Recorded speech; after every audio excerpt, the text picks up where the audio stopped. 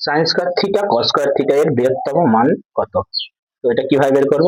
Sine square theta cos square theta, যে কোনো ত্রিকোণমিতিক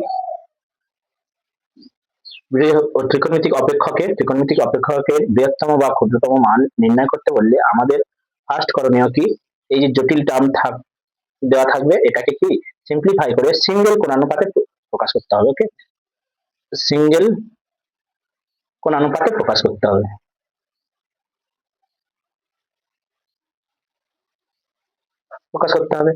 তো কিভাবে করা যায় এটা? দেখো, সাইন থিটা কস থিটা আমরা কি একটা সূত্র জানি, সাইন থিটা কস থিটা, তার আগে যদি 2 দেওয়া থাকে, হ্যাঁ 2 সাইন থিটা কস থিটা সূত্র জানি কি সাইন 2 থিটা জানি। তা এখানে দেখো স্কয়ার আছে, তাহলে স্কয়ার থাকলে কি 4 করতে হবে, তাহলে ইচ্ছে করে 4 গুণ করব sine square theta cos square theta, তাহলে 4 দিয়ে ভাগ করব।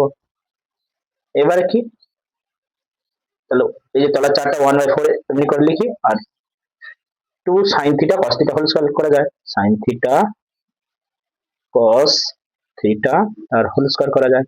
ওকে,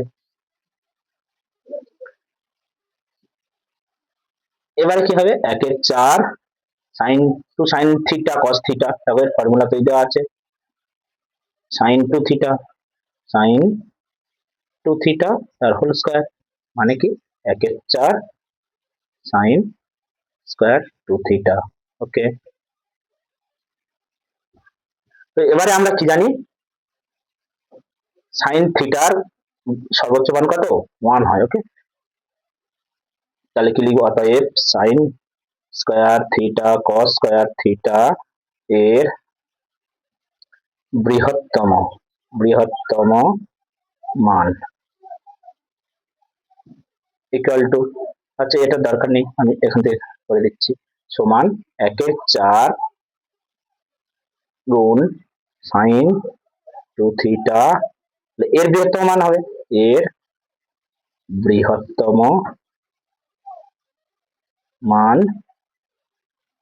তার স্কয়ার হবে, সমান, তো আমরা কি জানি সাইন থিটা এর বৃহত্তম মান সবসময় 1 হয়, আর তার স্কয়ার আছে, তাহলে 1 স্কয়ার। ওকে, এখানে লিখে দিচ্ছি, যেহেতু সাইন থিটা এখানে 2 থিটা আছে, তাহলে সেই সাইন 2 থিটা এর বৃহত্তম মান সমান কত হয়, 1, সমান 1 এর 4। তাহলে কি হলো, আমার sine square theta cos square theta এর বৃহত্তম মান আসলো কত, 1 এর 4, এটা অ্যান্সার।